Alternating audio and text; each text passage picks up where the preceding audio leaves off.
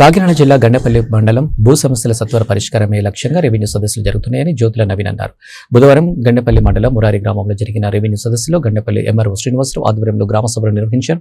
ఈ కార్యక్రమానికి కాకినాడ జిల్లా టీడీపీ అధ్యక్షులు జ్యోతుల నవీన్ మాట్లాడుతూ రాష్ట్ర ప్రభుత్వం ప్రతిష్టాత్మకంగా ప్రవేశపెట్టిన రైతు సమస్యల పరిష్కారం ముఖ్య ఉద్దేశమే ఈ రెవెన్యూ సదస్సు అని ఆయన అన్నారు.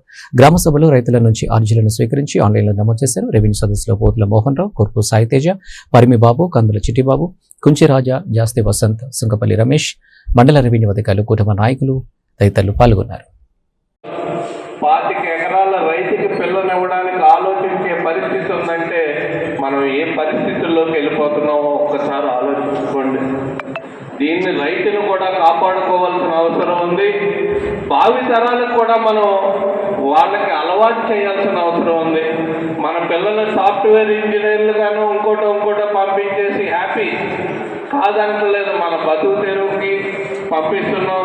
కానీ వాళ్ళకు కూడా వ్యవసాయం వల్ల వచ్చే ఉపయోగాలు కానీ వాటి వల్ల ఉండే ఉపయోగాలు కానీ మనం అవగాహన కల్పించినట్లయితే భావి తరాల భవిష్యత్తు బాగుంటుంది. కాబట్టి ఒక్కింత మనం జ్యోతుల నవీన్ గారికి, అదేవిధంగా మండల తెలుగుదేశం పార్టీ అధ్యక్షులు పోతుల మోహన్ రావు గారికి, జడ్పీటీసీ సభ్యులు పరిమి బాబు గారికి,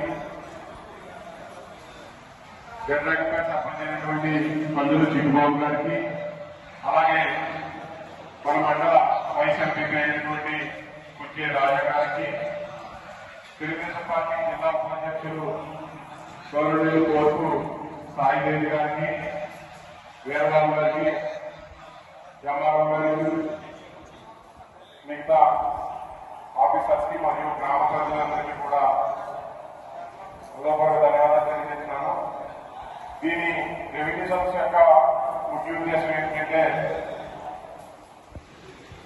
గత కొన్ని సంవత్సరాలుగా ఏదైతే పెండింగ్ లో ఉన్నటువంటి చాలా భూములు ఉండడం జరిగింది, దాన్ని పరిష్కరించుకోవడం కోసం ఏళ్ల తరబడి పెండింగ్ లో ఉన్నటువంటి ఇటువంటి సమస్యలన్నింటినీ కూడా పరిష్కారం కోసం రాష్ట్ర ప్రభుత్వం గౌరవ ముఖ్యమంత్రి వర్యులు నారా చంద్రబాబు నాయుడు గారు మరియు డిప్యూటీ సీఎం అయినటువంటి పవన్ కళ్యాణ్ గారు కూడా ఈ యొక్క కార్యక్రమాన్ని మనం పెట్టడం జరిగింది.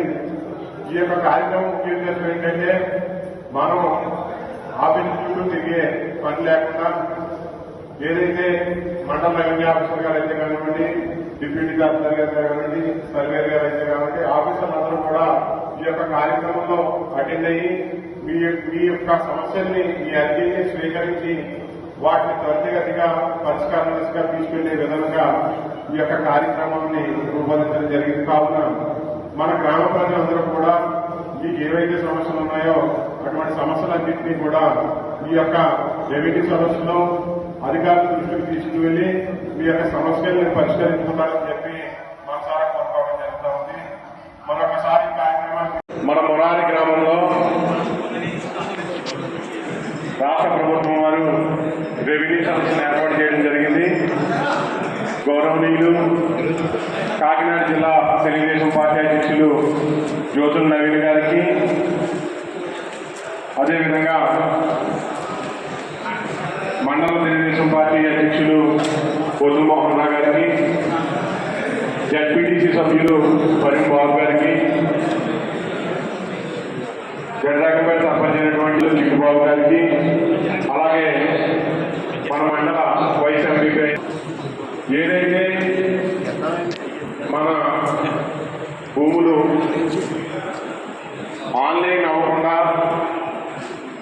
పెండింగ్ లో ఉన్నటువంటి చాలా భూములు ఉండడం జరిగింది.